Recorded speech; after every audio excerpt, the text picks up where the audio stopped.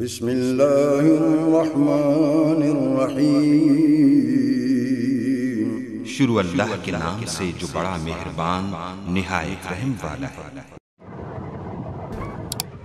وَإِذَا كُنْتَ فِيهِمْ فَأَقَمْتَ لَهُمُ الصَّلَاةَ فَلْتَقُمْ طَائِفَةٌ مِّنْهُمْ مَعَكَ وَلْيَأْخُذُوا أَسْلِحَتَهُمْ وَإِذَا كُنْتَ فِيهِمْ، اور جب تو ان میں موجود ہو، فَأَقَمْتَ لَهُمُ الصَّلَاةَ، پھر ان کے لیے نماز قائم کرے، فَلْتَقُمْ طَائِفَةٌ مِّنْهُمْ مَعَكَ، تو چاہیے کہ ایک جماعت ان کی کڑی ہو تیرے ساتھ، وَلْيَأْخُذُوا أَسْلِحَتَهُمْ، اور ساتھ لے لے اپنی ہتھیار، وَإِذَا سَجَدُوا فَلْيَكُونُوا مِنْ وَرَائِكُمْ،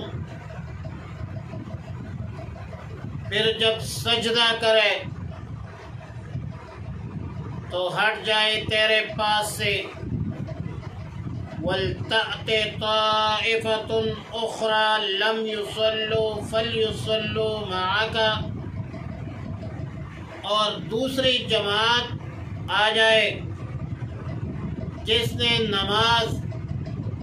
نہیں پڑھی، وہ نماز پڑھے تیرے ساتھ، وَلْيَأْخُذُوا حِذْرَهُمْ وَأَسْلِحَتَهُمْ، اور ساتھ لے اپنا بچاؤ اور اسلحہ ہتھیار، وَدَّ الَّذِينَ كَفَرُوا، کافر چاہتے ہیں، لَوْ تَغْفُلُونَ عَنْ أَسْلِحَتِكُمْ وَأَمْتِعَتِكُمْ، کہ کسی طرح تم اپنے ہتھیاروں سے اور اسباب سے بے خبر رہو، فَيَمِيلُونَ عَلَيْكُمْ مَيْلَةً وَاحِدَةً، پھر تم پر حملہ کرے، یک بارگی حملہ،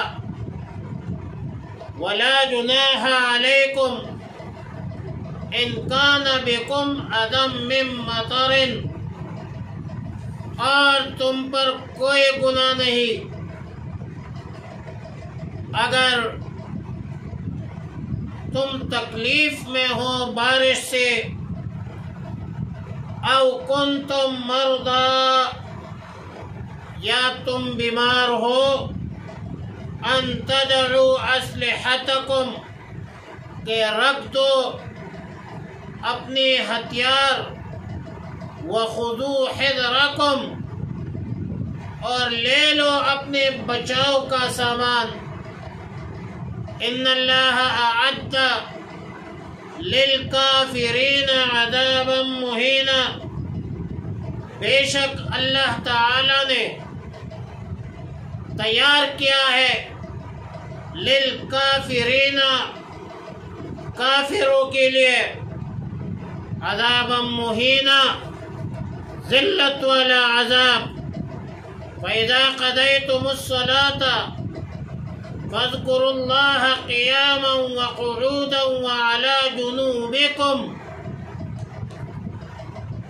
جب تم نماز پڑھ چکے ہو، فَاذْكُرُوا اللَّهَ، اللہ کو یاد کرو، کھڑے بیٹھے اور پہلو پر، فَإِذَا اطْمَأْنَنْتُمْ، جب مطمئن ہو جاؤ، فَأَقِيمُوا الصَّلَاةَ، تو درست کرو نماز کو، إِنَّ الصَّلَاةَ كَانَتْ عَلَى الْمُؤْمِنِينَ كِتَابًا مَوْقُوتًا، بے شک نماز فرض ہے مسلمانوں پر اپنے وقت مقررہ میں، وَلَا تَهِنُوا فِي ابْتِغَاءِ الْقَوْمِ، اور ہمت مت ہارو دشمن کا پیچھا کرنے میں. ان تکونوا تعلمون، اگر تم کو تکلیف ہوتی ہے، فإنهم يعلمون كما تعلمون، تو ان کو بھی تکلیف ہوتی ہے جیسے کہ تمہیں تکلیف ہوتی ہے. وَتَرْجُونَ مِنَ اللَّهِ مَا لَا يَرْجُونَ، اور تم وہ امید رکھتے ہو مَا لَا يَرْجُونَ، جو امید وہ نہیں رکھتے. وَكَانَ اللَّهُ عَلِيمًا حَكِيمًا، اور اے اللہ رب العالمین سب کچھ جاننے والا اور حکمت والا. آیات مذکورہ میں صلاۃ خوف کا بیان ہے. لباب النقول میں حضرت ابو عیاش زرقی سے منقول ہے رضی اللہ تعالی عنہ کہ ہم رسول اللہ مبارک صلی اللہ علیہ وسلم کے ساتھ مقام عصفان میں تھے. سامنے سیدنا خالد ابن ولید رضی اللہ تعالیٰ عنہ جو اس وقت مسلمان نہیں ہوئے تھے، ان کی قیادت میں سرکردگی میں مشرکین سامنے آ گئی، اور یہ لوگ ایسی جگہ پر تھے جو ہمارے اور ہمارے قبلہ کے درمیان تھے. رسول اللہ مبارک صلی اللہ علیہ وسلم نے ہم کو ظہر کی نماز پڑھائی تو مشرکین کہنے لگے کہ ہم سے غلطی ہو گئی، ہم نے غلطی کی کہ جب یہ لوگ نماز پڑھ رہے تھے تو اس وقت ان مسلمانوں پر حملہ کرنا چاہیے تھا. پھر کہنے لگے کہ ابھی تو ایک اور نماز بھی آنے والی ہے، مطلب عصر کی نماز، اور یہ وہ نماز ہے جو مسلمانوں کو اپنی جانوں سے اور بیٹوں سے بھی زیادہ محبوب اور عزیز ہے. لہذا جب مسلمان عصر کی نماز میں مصروف اور مشغول ہو جائے تو ان پر حملہ کر دیا جائے گا. لیکن عصر سے قبل سیدنا جبریل امین علیہ السلام مذکورہ آیت لے کر نازل ہوئی اور فرمایا وَإِذَا كُنْتَ فِيهِمْ فَأَقَمْتَ لَهُمُ الصَّلَاةَ. حالت جنگ میں جو نماز مخصوص طریقے سے پڑھایا جاتا ہے اس نماز کو صلاۃ خوف کہا جاتا ہے. اور آیات مذکورہ میں جو طریقہ بتلایا گیا وہ یہ ہے کہ امام نمازیوں کی مقتدیوں کی دو جماعتیں بنائیں. ان میں سے ایک جماعت دشمن کی طرف متوجہ ہو، دشمن کی نگرانی کرے، اور ایک جماعت امام کے پیچھے کھڑے ہو جائے. جب امام کے ساتھ کھڑے ہونے والی جماعت پہلی رکعت کے دونوں سجدوں سے فارغ ہو جائے تو یہ لوگ اپنی جگہ سے ہٹ جائیں اور دشمن کی طرف چلے جائے، دشمن کی نگرانی کرے، دشمن کو مد نظر رکھے، اور دوسری جماعت آ جائے جنہوں نے ابھی تک نماز نہیں پڑھی. ان کے آنے تک امام انتظار کرتا رہے، بیٹھا رہے. وہ اب یہ گروہ ایک رکعت امام کے ساتھ پڑھ لے، امام سلام پہ، امام کی 2 رکعتیں پوری ہوئی اور دونوں جماعتوں کی ایک ایک رکعت پوری. اب یہ دوسری جماعت سلام پھیرے بغیر دشمن کی طرف چلے جائے اور پہلی جماعت آ جائے جس کے ایک رکعت باقی ہے، یہ اپنی رکعت پڑھ کر سلام پھیر دے، دشمن کی طرف چلے جائے، پھر دوسری جماعت آ جائے اور ان کی بھی ابھی ایک رکعت باقی ہے، وہ بھی اپنی باقی رکعت پوری کرے۔ ہر جماعت کو ایک ایک رکعت پڑھانا ہوتا ہے ایک امام کے لیے، لیکن یہ 2 رکعت اس صورت میں ہے جب امام اور مقتدی دونوں مسافر ہوں، اور اگر امام مقیم تو ہر جماعت کو 2 رکعتیں پڑھائے، باقی رکعتیں وہ لوگ خود پوری کریں۔ اور اگر مغرب کی نماز ہے تو پہلی جماعت کو 2 رکعت پڑھائے اور دوسری جماعت کو 1 رکعت پڑھائے۔ عام حالات میں عمل کثیر سے نماز تو فاسد ہو جاتی ہے، لیکن ظاہر ہے کہ صلاۃ خوف میں نمازیوں کا یہ آنا جانا یہ مجبوری کے تحت ہے، اضطرار کی بنیاد پر ہے اور اس کی شرعاً اجازت بھی ہے، لہذا یہ چل آنے جانے سے اگرچہ عمل کثیر ہے لیکن اس سے نماز فاسد نہیں ہوتی، بلکہ صلاۃ خوف بذات خود ایک مشروع عمل ہے اور اپنی مشروعیت کے ساتھ اس میں نماز کی اہمیت بھی ہے۔ مطلب دشمن کے سامنے مستعد بھی رہنا ہے، دفاع بھی اہمیت کے حامل ہے، اور ساتھ ساتھ نماز کی بھی اہمیت ہے، اور صرف نماز مطلق نماز کی نہیں ہے، نماز باجماعت کی بھی اہمیت ظاہر ہو رہی ہے، لہذا دفاع کے ساتھ نظم و نسق، جماعت کی وحدت، اہمیت، اللہ کی طرف رجوع، یہ ساری ضروری باتیں ہیں، اور اللہ کی طرف توجہ اسی لیے ضروری ہے کہ فتح اور نصرت اللہ کے اختیار میں ہے، اور موت، شہادت اور مجروح ہونے کا کوئی پتہ نہیں چلتا، لہذا اسی موقع پر، جہاد کے موقع پر، دفاع کے موقع پر اللہ کی طرف خصوصی توجہات متوجہ کرنا چاہیے۔ اور ایک بات یاد رکھیں کہ اگر دشمن کا ہجوم اس قدر ہو جائے، اس انداز سے ہو جائے کہ حملے کی حفاظت کا کوئی راستہ نہیں ہے، تو صلاۃ خوف پڑھنے کی صورت میں حفاظت کی کوئی صورت بھی نہیں بن رہی ہے، پھر علیحدہ نماز پڑھ لو، اور اگر علیحدہ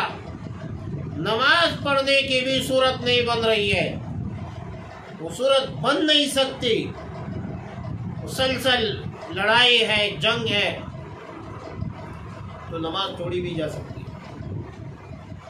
سورہ بقرہ آیات نمبر 239، فَإِنْ خِفْتُمْ فَرِجَالًا أَوْ رُكْبَانًا فَإِذَا أَمِنْتُمْ فَاذْكُرُوا اللَّهَ كَمَا عَلَّمَكُمْ مَا لَمْ تَكُونُوا تَعْلَمُونَ۔ اور پھر جب دشمن کا ہجوم نہ رہے تو جو نمازیں چھوٹی ہوئی ہے اس کی قضا کر لے۔ غزوہ احزاب کے موقع پر رسول اللہ مبارک صلی اللہ علیہ وسلم کی نماز قضا ہوئی، دوبارہ پڑھ لی۔ اور ایک بات اور، ایک بات اور ہے فقہا نے جو لکھا کہ اگر دو امام بنا لے اور یکے بعد دیگر ہے ہر جماعت الگ الگ امام کے پیچھے نماز پڑھ لے تو زیادہ بہتر ہے، جو جنگی دفاع کا بھی تقاضا ہے۔ اگر ایک امام کے پیچھے نماز پڑھنے کا اصرار ہے تو پھر وہی طریقہ ہے جو پہلے گزر چکا ہے۔ اور پھر فرمایا کہ وَلْيَأْخُذُوا أَسْلِحَتَهُمْ، اس میں بتلایا کہ جب نماز کے لیے کھڑے ہو تو ہتھیار ساتھ رکھ لو، اگر مقابلہ کی صورت یا مقابلہ کی ضرورت پڑ جائے تو ہتھیار لینے میں دیر نہیں لگے گی، اگرچہ قتال کرنے سے نماز تو ٹوٹ جائے گی لیکن دشمن کا دفاع کرنے کی وجہ سے نماز توڑنے کا گناہ نہیں ہوگا۔ اور پھر فرمایا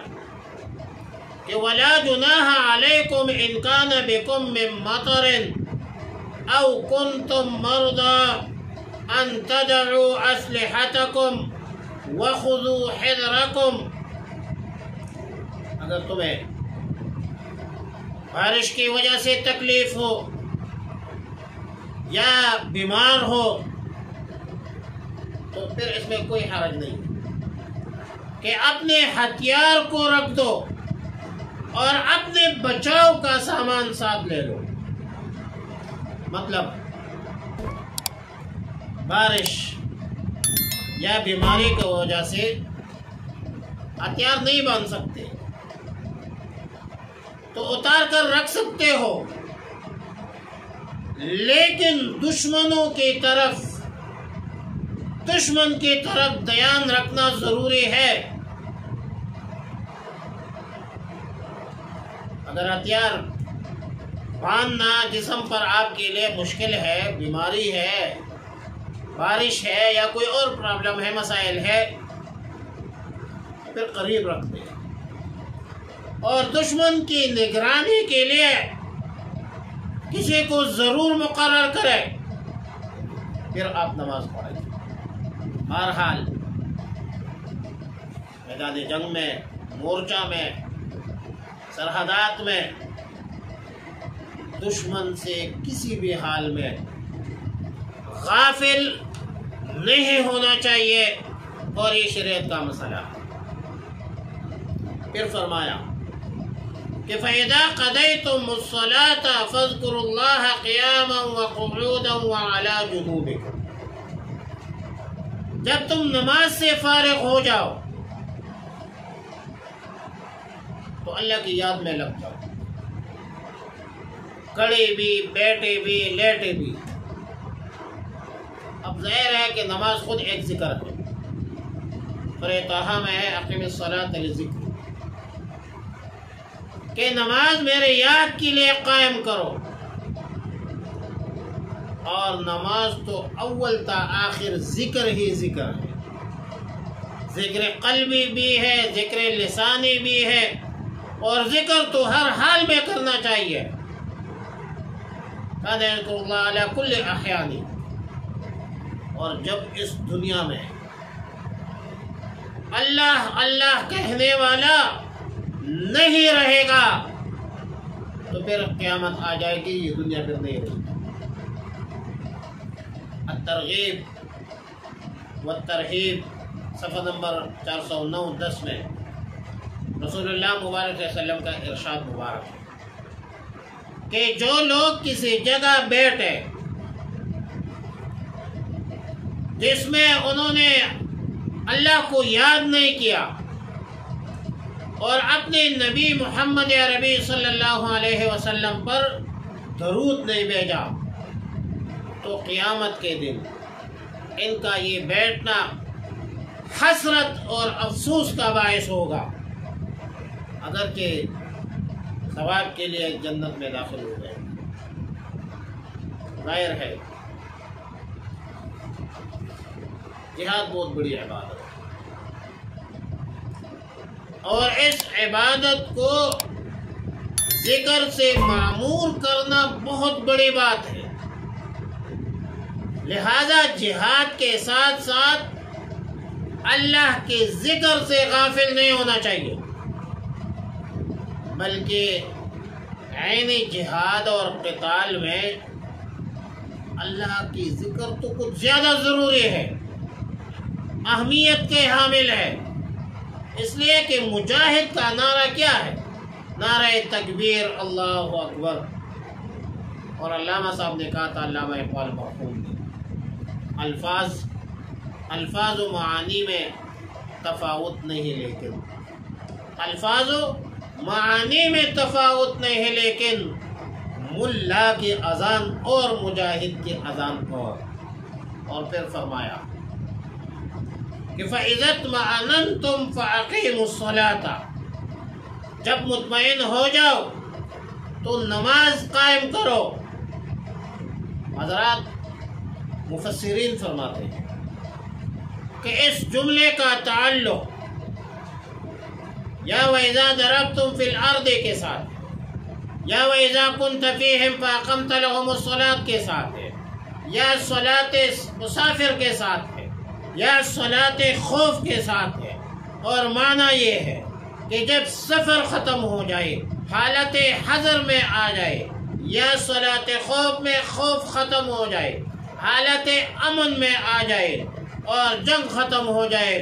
تو پھر اس صورت میں نماز کو ٹھیک طرح سے قواعد ضوابط کے مطابق ادا کرو۔ اور پھر فرمایا کہ ان الصلاۃ کانت علی المؤمنین کتابا موقوتا، بے شک نماز مومنین پر اوقات مقررہ پر فرض ہے، سفر میں ہو، حضر میں ہو، مرض میں ہو، صحت میں ہو، امن میں ہو، خوف میں ہو، اس حالت میں بھی ہو، ہر حال میں نماز فرض ہے اور وقت مقررہ پر فرض ہے۔ ہر نماز کا اپنا ایک وقت ہے، یک وقت دو نمازیں پڑھنا یہ ناجائز اور گناہ ہے۔ جب اللہ نے ہر نماز کو اپنے اپنے وقت میں فرض کی ہے، یک وقت آپ دو نمازیں کیسے پڑھ سکتے ہیں؟ یہ تو گناہ ہے۔ البتہ اس کو فقہا یہ جو جمع بین الصلاتین کہتے ہیں، البتہ ایک جمع بین الصلاتین سوری ہے، سفر میں اس کی اجازت ہے، اور وہ یہ ہے کہ ایک نماز آخری وقت میں پڑھے اور دوسری نماز اول وقت میں پڑھے۔ مثلا ظہر کی نماز ظہر کا جو وقت ہے اس کو آخر میں پڑھے، اور عصر کی نماز کا جو پہلا وقت ہے اس میں آپ پڑھے، اس کو کہتے ہیں جمع سوری۔ سفر میں اس کی اجازت، لیکن شرعاً جمع حقیقی کی اجازت نہ سفر میں ہے، نہ حضر میں ہے، نہ مرض میں ہے، نہ صحت میں ہے، نہ امن میں ہے، نہ خوف میں۔ وجہ یہ ہے کہ جو وقت ہے یہ سبب ہے نماز کا۔ کوئی بندہ وقت سے پہلے اذان دے، کیا وہ اذان ہو جاتی ہے؟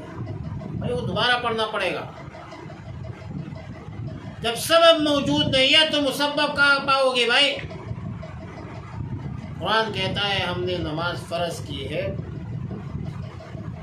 لیکن وقت مقررہ پر ہر نماز کا اپنا ایک ٹائم ہے، اسی وقت کے اندر نماز پڑھو۔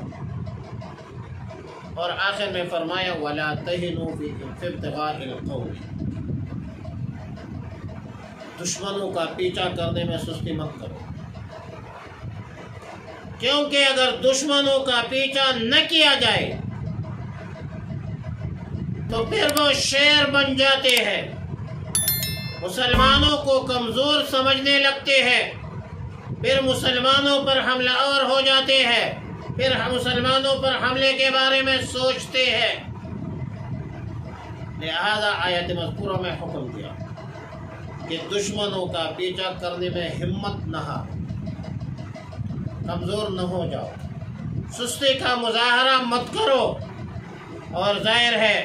کہ مسلمانوں کو اگر تکلیف پہنچتی ہے تو کافروں کو بھی تکلیف پہنچتی ہے، لیکن مسلمانوں تمہیں تو اجر ملتا ہے، تمہیں تو ثواب ملتا ہے۔ مسلمانوں تمہیں تو آخرت کی وہ امید ہے، آخرت میں تمہاری کامیابی ہے، کامرانی ہے، بڑے بڑے درجات ہیں۔ اور کافروں کے لیے موت کے بعد کیا ہے؟ جہنم ہے، جہنم۔ لہذا مسلمانوں کو اگر دکھ، درد، مصائب، تکالیف وغیرہ پہنچ جائے تو اس پر اجر ملتا ہے، اور کافروں کو تو کچھ نہیں ملتا۔ اسی لیے فرمایا وَتَرْجُونَ مِنَ اللَّهِ مَا لَا يَرْجُونَ، اور آخر میں فرمایا وَكَانَ اللَّهُ عَلِيمًا حَكِيمًا۔ اللہ رب العالمین کو سب کچھ کا علم ہے، تمہارے مصلحتوں کو بھی جانتا ہے، تمہارے اعمال سے بھی باخبر ہے، اور اللہ رب العالمین حکمت والا ہے۔ اللہ رب العالمین کے اوامر اور نواہی حکمت پر مبنی ہے، حکمت کے مطابق ہوتے ہیں اللہ کے احکامات۔ لہذا عالم انسانیت کی فلاح، کامیابی، کامرانی، خوشحالی